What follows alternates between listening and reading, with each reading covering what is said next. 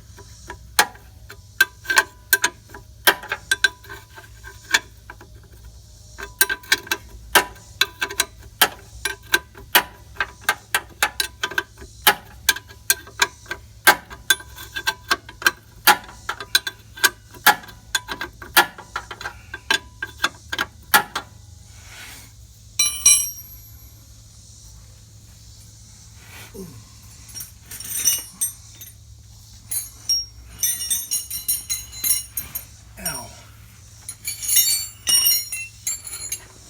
Now did you roll over on top of them? What's that? The wrenches? No, my started cramping up. My muscles on my sides.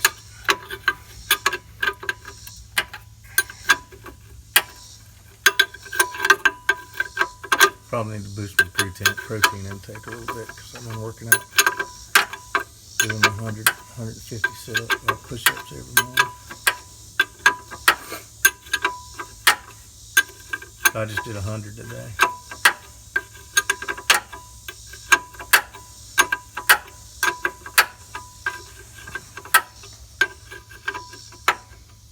That's pretty easy right now. Okay. Let me see it. Are you videoing right now?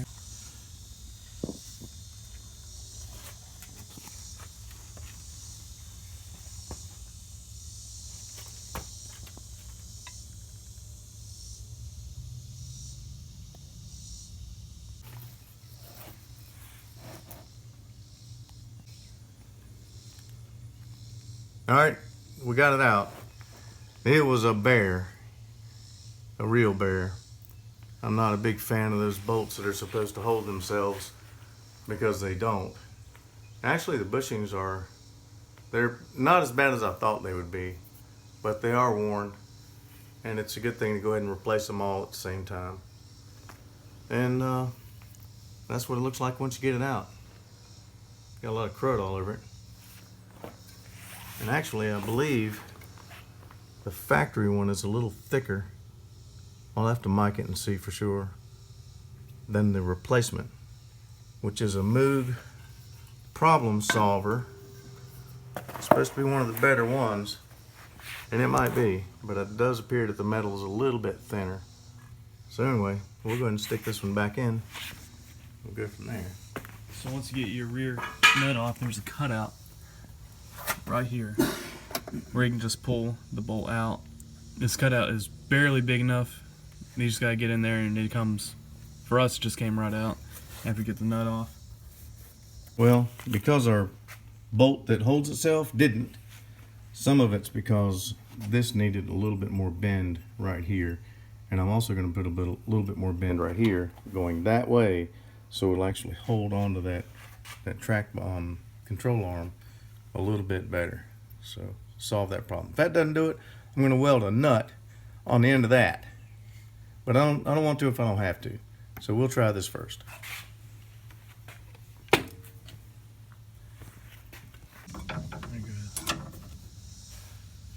Are you on? Yeah. Okay. One way to test your bushings, see if your bushings are bad, if you'll watch the metal, look really close, this piece right here, I've got a drift pin stuck in through the bushing, see if the bushings needs to be replaced or not. And I can pull on that bushing, not a whole lot, and I can watch that metal just flex. So when that metal flexes, just putting some tension on this bushing, the bushing's doing what it's supposed to do. It's got a little bit of give to it, not much, and I'm bending the metal. So these front bushings apparently are in pretty decent shape. So I'm not going to go through the trouble to knock those out right now, because we'll probably do a 3-inch lift on this thing later this year. And right now I'm not seeing enough play in this bushing anyway. I'm assuming the other side will be the same way. We'll find out. But I'm moving the metal by moving that bushing, so there's not any real play there.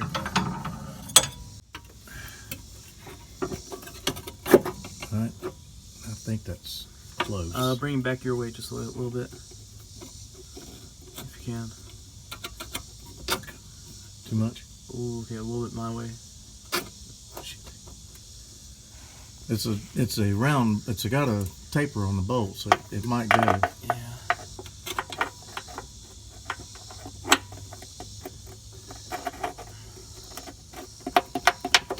There we go. Okay, there's a tang that thing has to fit into. Can you see it?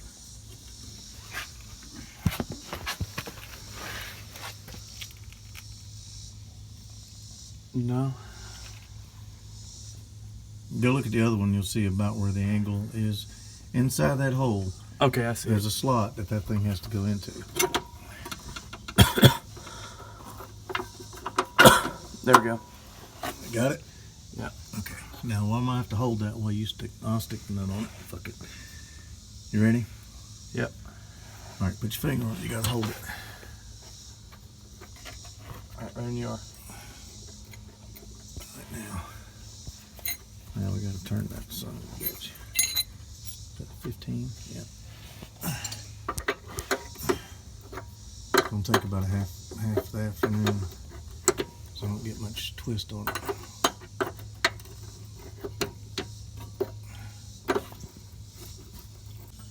So getting the nut back on by yourself, you put your fingers in here and you hold it.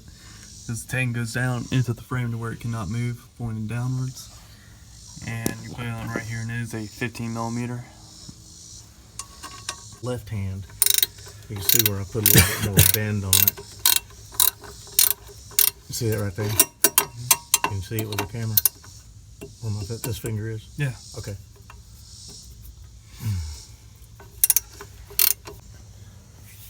Alright. Other side's just like the other one, except for it has a different type of setup where it holds the front bushing. If you can see that, it's a cast piece that comes off the top of the differential, and this one's just a bracket that comes off of the differential itself. But having said that, remember the bolt that's supposed to hold itself that doesn't? I used a little different setup here. I used a set of what's called step-over clamps, which we call them.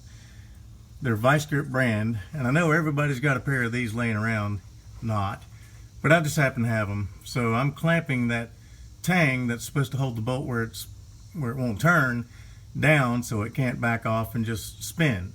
Well, that's what that's on here for, and that'll help hold that tang. But it is a pain in the butt to get on there. But once you get it adjusted right and get it to where to stay and you clamp it on, that'll do the trick. So we're getting ready to do it now. The other thing that we're doing different on this one, instead of the other way with a piece of metal and a C-clamp, I got the step overs on here holding the tang, I'm going to put my air impact on here, which is a thunder or earthquake, I believe it's called, whatever it is.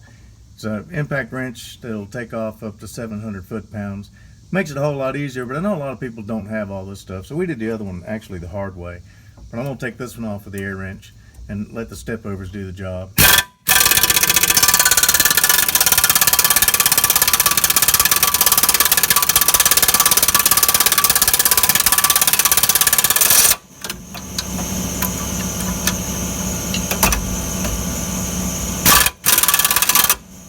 Uh-oh, jumped off.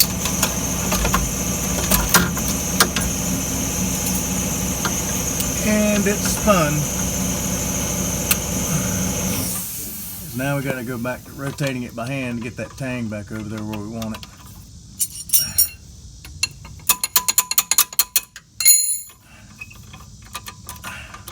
Ah, shit.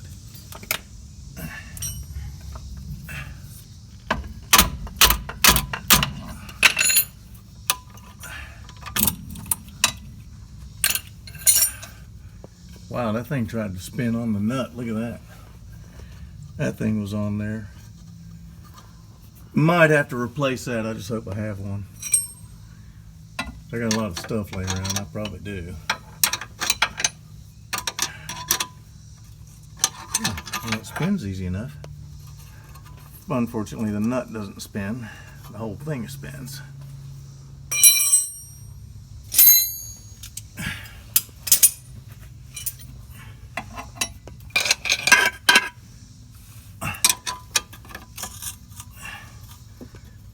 Step overs back on there.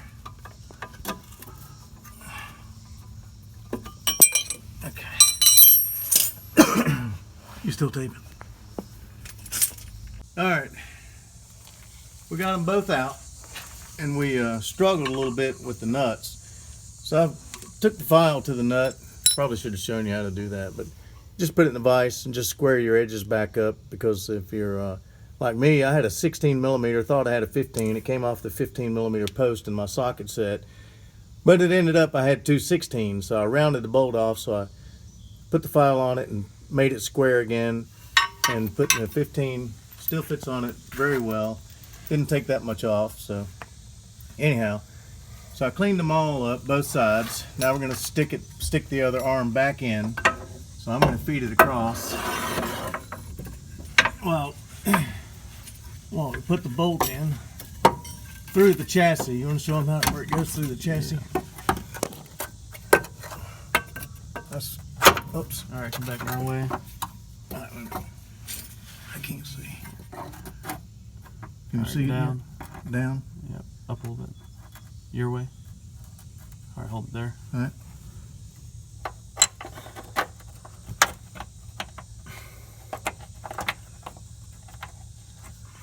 So the tang has to come down this way, so when you put the nut on it, it doesn't move because it's pushing against the chassis right here.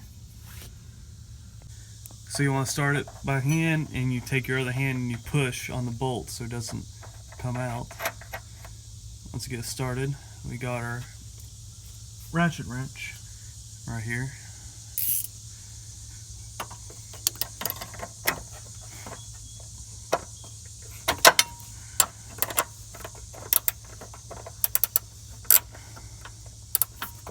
You want to hold that tang too, you can feel around so it stays there.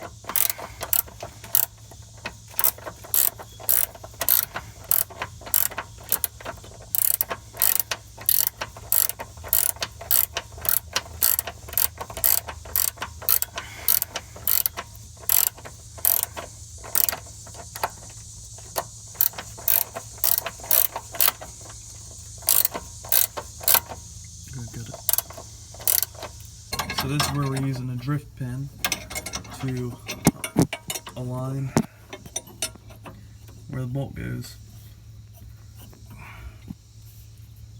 Found a bolt.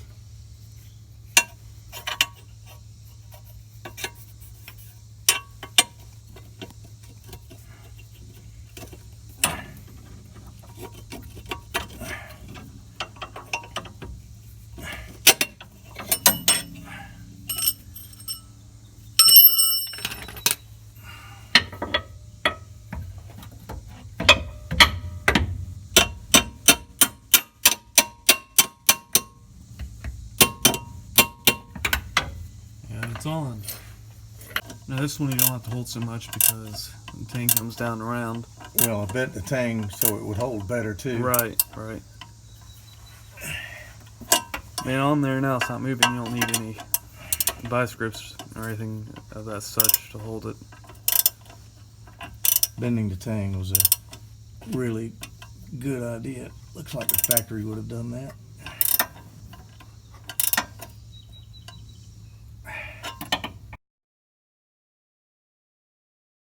Here they are, new upper control arms. Yeah, they were a pain to get out, bolts.